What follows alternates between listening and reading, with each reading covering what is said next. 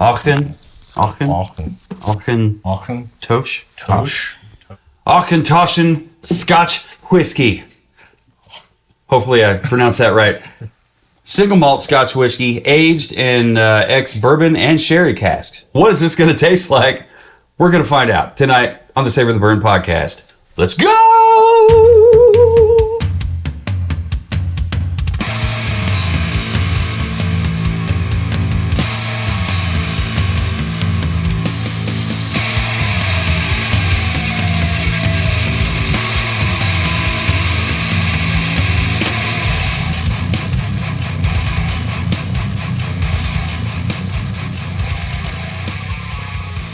Welcome, ladies and gentlemen, theys and thems, to the Savor the Burn podcast. Thank you for listening on your podcast app of choice and watching on YouTube. My name is Jonathan. Across the barrels from me is Mr. W2.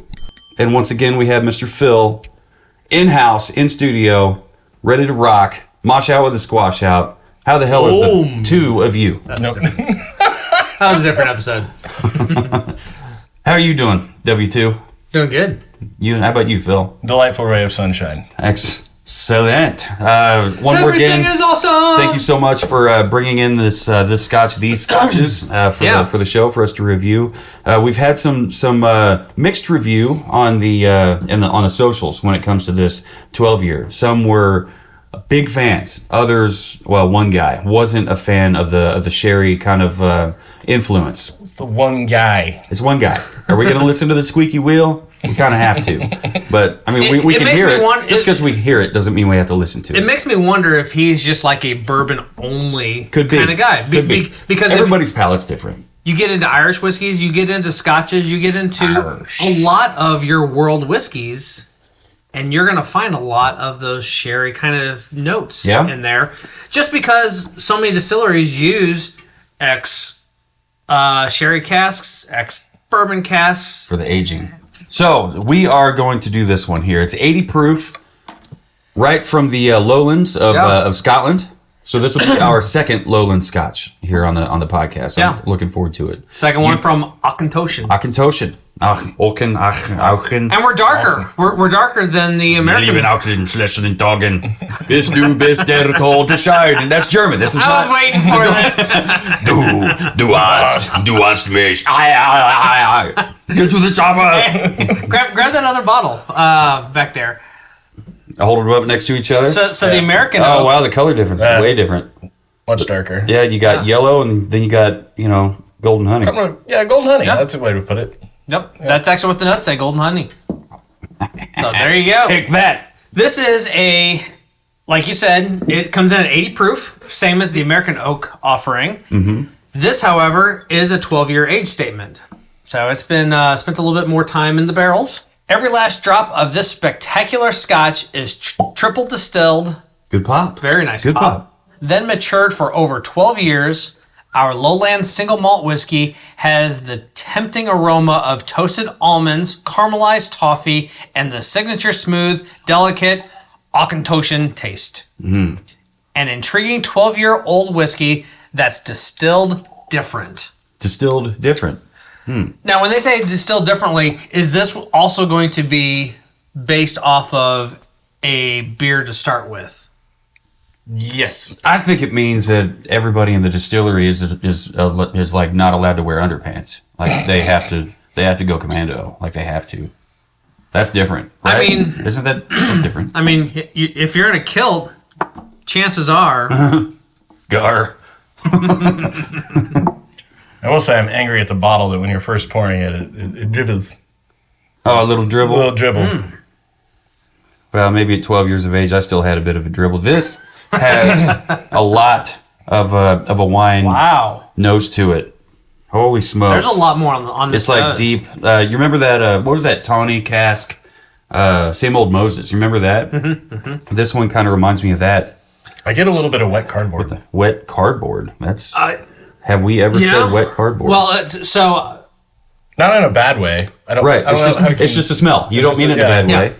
This is a lowland scotch, not an Islay scotch. Right. But the Islas might smell like smoke and Band-Aids. I'm picking up a swampy, marshy peatiness to it, which I think is that wet cardboard kind of element. It definitely gets some peatiness. Obviously it's not like they've intentionally made it peaty, but it's definitely got that. What is that sweet? Smoky bite. Is that sherry? I'm thinking because I don't think I've ever had sherry wine. It's like honey and sherry. Yeah. Yep. The notes I have here say a single malt Scotch whiskey with a distinctive aroma of creme brulee to the nose with a burst of citrus and then the signature nuttiness and green leafiness you would expect from Auchentoshan. All right, maybe a nuttiness, but it's... A leafiness? Leafy nutty? It's also one of those where... Nutty leaves. It probably needs to, just sit for a second to kind of break open. Oh, yeah, that happens. Please. We need to look at the color in the legs anyway. 3 hours later. Oh, yeah, you know what? Early on, we shared a short, a reel, whatever it was, and this guy was talking about how for every year of age on the whiskey, he lets it sit out for 1 full minute in his tasting glass. Well, so I don't know. We got 12 minutes to go. All right. So, anybody got a story? I was walking in the park one day. I got something on my pocket. What about a rocktail, Mr. Filmageddon? A rocktail? Yeah. There's just so many. Give me a topic. Let's see. Hello. Is it me? One that just popped into my head. There was definitely. I can see it in your eyes. There was back when I was a wee Filmageddon. When I was just starting out in a band called Third World Sin, we went out to Carbondale, Illinois. It's a cool band name. And fucking band name, Third World Sin. Third World Sin? Yeah, that's a cool band name. Just backstory on that band name. I was sitting on the shitter while we were trying to think of band names. Had a really massive shit. And out to myself said, God damn, that's some kind of Third World Sin.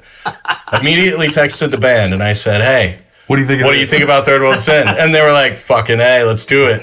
I'm like, sweet, we named a band off a bad term. Great, let me wipe my ass and I'll be right out. Yeah. So we were in Carbondale, Illinois, and we were playing this metal event or whatever, something like that. And one of the bands there, the last band to play of the night, was apparently from this local DJ from a radio station. It was his band or whatever. And we were loading our stuff out at the end of the night, and I noticed one of my guitars was missing. And couldn't find my guitar. Went up to the dude and went up to the band and I was like, hey guys, you're the last band here of the night. I'm missing my guitar. Can I check your van? And they're like, dude, we don't have your guitar. Get out of here. And I was like, all right, well, I'm missing my guitar and you're the only people that might have grabbed it. It's fine if it was an accident. Just let me check your van. And they're like, fine, dude, go find it, whatever. They had buried it like 3/4 of the way into the back of their van. So I'm grabbing their shit. I'm grabbing their shit and yanking it out, looking for my guitar because I know it's in there. I can see the little. This is why I paint my cases and slap stickers all over that shit. I can see it back there. Mm-hmm. So I tell my buddy Mike and that hey, they got my guitar in the back of their van. So we just start yanking all their gear out of the freaking van. Grab my guitar and he goes, "Oh man, sorry about that. Haha, we must have missed it." And I was like, "Whatever, Dick." No, you didn't. It's right here. Mike's getting ready to throw hands on this guy. I'm loading up my U-Haul with the rest of my gear. And I was like, Mike, let it go. We'll deal with it later. Let's just get home. And we get home, and at the time there was this metal magazine. It was like a heavy metal magazine where they had like a shit list for bad metal bands, the people that acted inappropriately. Were they on it? We put them on there. Oh. We emailed the website owner and just said, dude, here's the story, here's the dick. The guy messaged us like repeatedly, like, please take it down, Nope. It's bad for my business. And we were like, dude, fuck your business, man. You're trying to steal one of my fucking guitars. So anyways, there's one on top of how Third World Sin was. And the notes changed. The notes changed during that story. So it's a little. Oh yeah, it did. It's a lot nuttier. It's very nuttier. It says here on the back here. Apple. It's an apple. Mm-hmm. It says on the back here, cereal, almonds, and lime. I still don't have lime. No. I can pick off lime. It's in the back of my nasal cavity. Citrus. We picked up citrus, but not lime. Usually when we say citrus, it's lemon or orange. If I get a nice deep breath and it gets into the back of my throat, I can kind of taste the lime. Okay, all right, I'll write it down there. So almonds, but definitely and you almonds. Said, what was that last thing that thing you just said? Apples. Apples. So we've got a whole bunch of stuff here on the nose here. Wet cardboard, swampy, marshy, peaty. It does. It starts out with wet cardboard. Honey and sherry, citrus. It could be lime. It could be, it's fucking citrus. And almonds and apple. Let's get it on the palate. I'm always nervous it's going to break and we're going to lose one.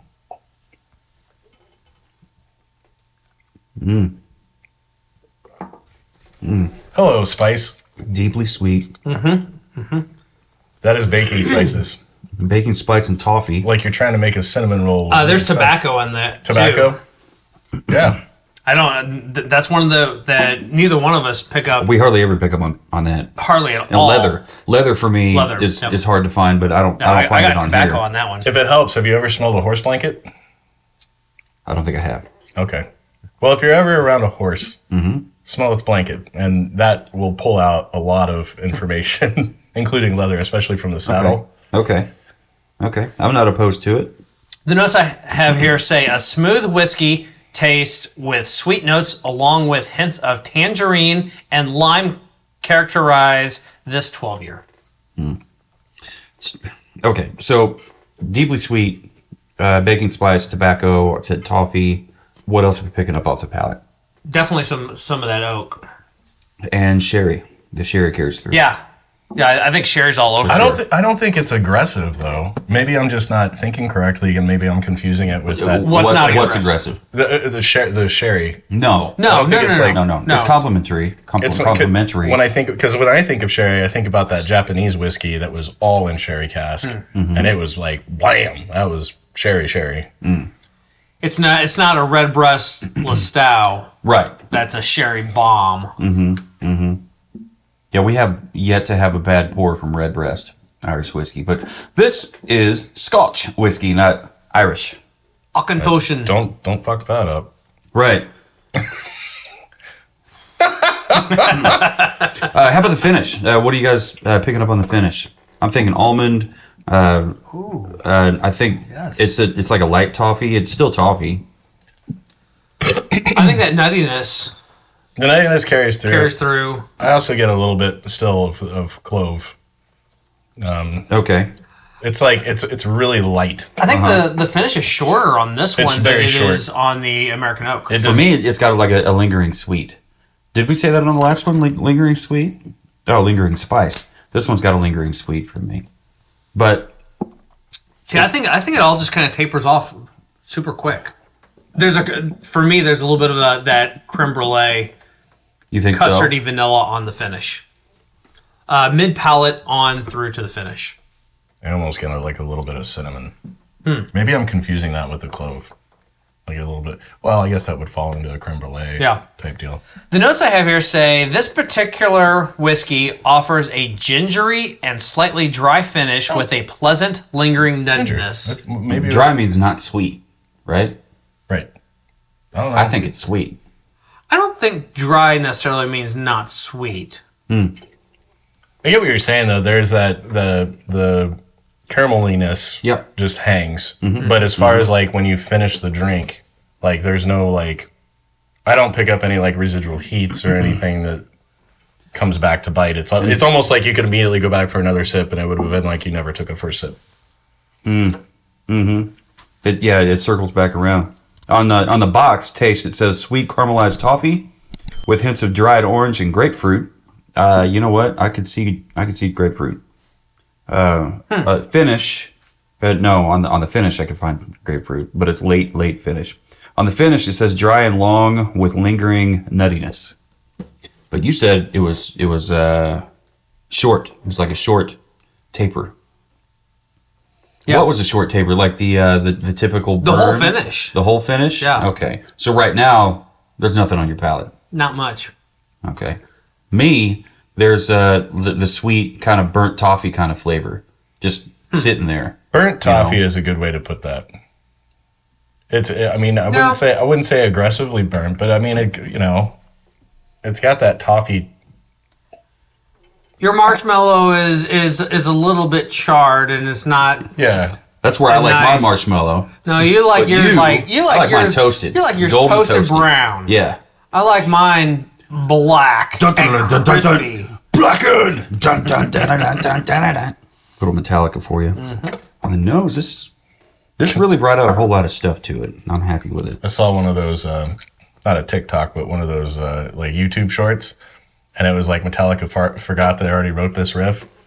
And it's literally Lars sitting at the recording and then leaning back, Probably like, rolling his eyes, stopping the guitar riff, going to Kirk Hammett and say, "Yeah, but you're supposed to go win," and then they play the riff over again, and it's literally, oh man, it was off the Injustice for All album. I can't remember. It was oh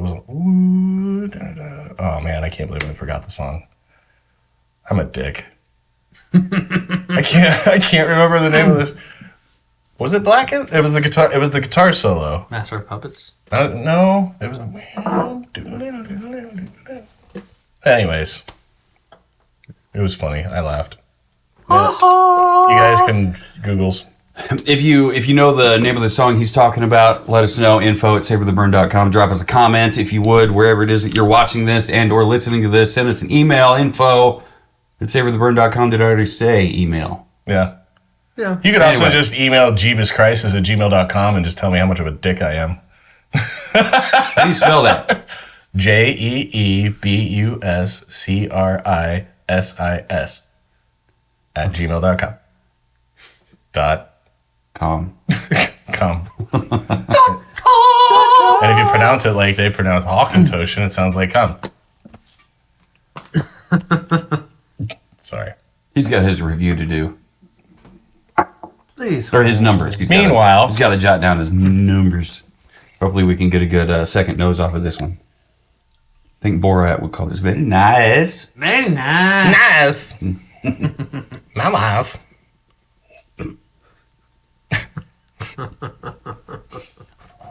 He tried to sell his wife. No, it's showing pictures of her naked. We literally do this shit all the time. What? No, just Sell your wife? No. It's when we'll be out in public or whatever, and I can't find her, so I'll be like, my wife. And everybody, of course, is looking around, but she knows. She's like, oh, that's all right. He's looking for me again. You ever see that little video of somebody, like, they put one of those balloons? They clipped it on her hoodie or some shit, and like he could always tell where she was. Yeah. Because this giant fucking balloon was like following her around, marking her spot. She was oblivious. She had no idea. There was a dude who was just at a grocery store, and he went. You know how they'll have those pre-filled balloons that you can just grab and buy, and he attached a clip, and he just put it on this old man's hoodie.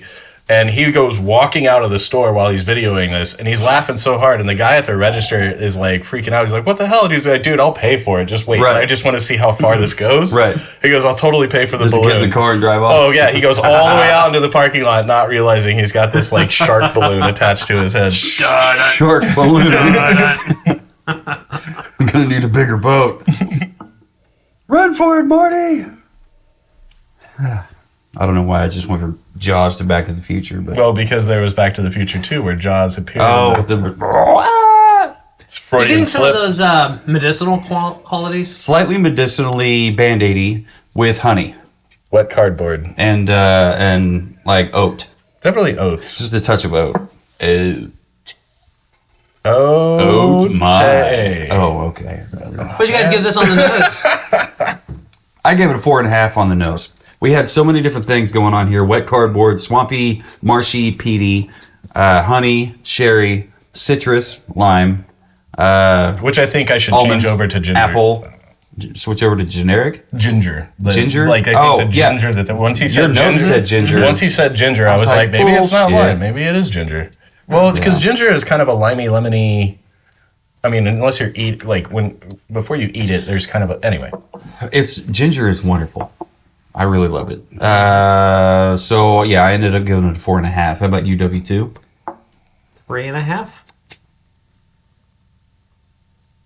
Yeah. I could see that. Why? I'm actually a little stunned on this one. I didn't enjoy the nose quite as well as the American oak. Yeah. You know what? That's fine. Everybody's palate's different. Maybe it's that Band-Aid. Maybe. I didn't notice the Band-Aid because the sherry was so overpowering. It was so right there, blunt force trauma to the head. It was right there, all in your face. Yeah. And I like that about this whiskey. It's so sherry forward. But that's me. That's why my scores are way higher. All right. How about you? No, I went with a 4. That wet cardboard. Once you heard it, it ruined it. No, it's when we first got our noses on it. All I was hit with was wet cardboard, and no, and it faded after a few minutes, and it didn't seem so bad. But there was something just a little medicinal and cardboardy, and it also messes with me because as a brewer, if you're smelling wet cardboard, you got bad beer. It's oxidized. So that's a bad sign every time. So a little bit of bias, but it does fade away, and it does break through into the other the notes that we met. So I 3.5 probably would have been a more appropriate score, but I gave it a 4. Everybody's palate's different, and everybody's experience with these things is way different. So I do respect your feedback on that one. And speaking of other notes, on the palate, we picked up on deeply sweet, baking spice, tobacco, toffee, oak, sherry, and I gave it a 4.5. No, wait, sorry, 4 3/4. 3 3/4. 3 3/4. Full point spread there.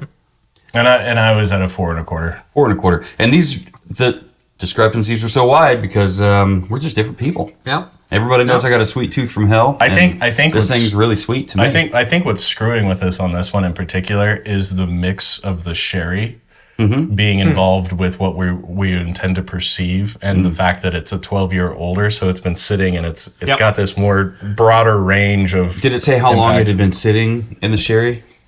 12 years. 12 years. The whole age of this. They start. Well, no, it's not a finished Scotch, so okay. it makes sense. was aged. Yeah, the first sentence on this really kind of fucks me up. We travel the world to find the finest wood. Me too, buddy. But it goes on to say, with our 12-year-old, we've crafted a mellow single malt matured in bourbon and sherry cask for added complexity. The result is layered and delicate single malt with notes of dry leaves and ginger. Yeah, somebody said dry leaves earlier. I think it was you reading. Yeah. Was that the same damn thing you read? Green leafiness. Yeah. Green leafiness? Oh, okay. Signature nuttiness and green leafiness. I'm not picking up on green leafiness. I never got the green leafiness. Well, ginger, possibly. I could. When you think of green leafiness, are we talking about lawnmowers or trees? Well, I'm thinking green leaves, but dried. Like spring. They're not green then. This branch has to go. I mean, they dry green. They don't shrivel up brown like fall. No. Know what I mean? But maybe you're right. I guess I've never wet leaves. Wet leaves. Or, green leaves while they're still wet on the inside. What the hell am I trying to say here, guys? Words. That's what she said. Before they dry out. Whatever. And then you throw them in your fire pit and drink scotch at them. Scotches. Yeah, I guess I don't understand what a green leafy thing would be. Yeah, well, if you're pothead, you definitely do. But you gave it a 4.25. But that would have been skunk, and that's a whole different. Dank. Welcome to Thank you. Dang, yeah, welcome to Raytown. Finish. I gave it a 4 1/4 because of the almond nutty, the toffee, the burnt toffee kind of flavor to it. You picked up on clove. You said it was a short taper. And you called out vanilla custard / creme brulee, but that was like mid palate to mid finish. Yeah. Right. It's kind of in that little area.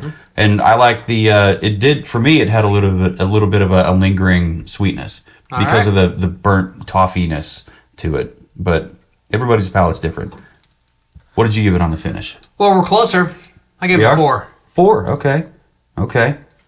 Rarely ever does your finish outshine the palate. I think that's nose. No. Rarely ever does your nose outshine the palate. Okay. I went 4 1/4, same as you. 4 1/4.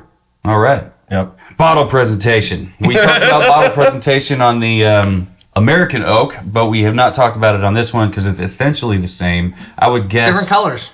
Different colors. Nailed it. I left mine at 4 1/4. Left it at 4 1/4. I left mine at 5. Nope, 4.5. So that brings me to my final score at 9 1/4. How about you, W2? That's a good score. 7 3/4. Huh. Okay. All right. And then I got an 8.5. 8.5. So we are not in alignment on this one. We are not. The scores No are bips. all over the place on no here. bips. No bips. We missed the bips. Poor little Bips. My sister has a daughter named Ripley, and they call her Bips. Oh, so really? Every time I hear the word Bips in this room, in this house, I can't help but think of my niece. So Bips running around being a wild child. is spelled BPS, and it's just basis points. That's definitely not how. So if that helps break, if that helps break the lock there. Bippy. But yeah, what's interesting about this, and I'm kind Basis of points or basis points for Bips. scale. It's basis point scale. But essentially, you're working with a certain decimal of a percentage point. Okay. So if you're at 1%, that's 0 bips change left and right, or up and down, however you want to visualize that shit. But if you got a 1% and then you got a 1.25% after that in that series, then that's a 25 basis or 25 bips difference. So if you run your math across the differences of all the scores, you want to be within a range of 50 bips to be statistically very significant. Now, one could argue that if you're out of alignment by 100 bips, then that would be 1%. If you're out of alignment by 1%. But in terms of on this scale of scoring, 50 bips would be in alignment. So I wrote down, and please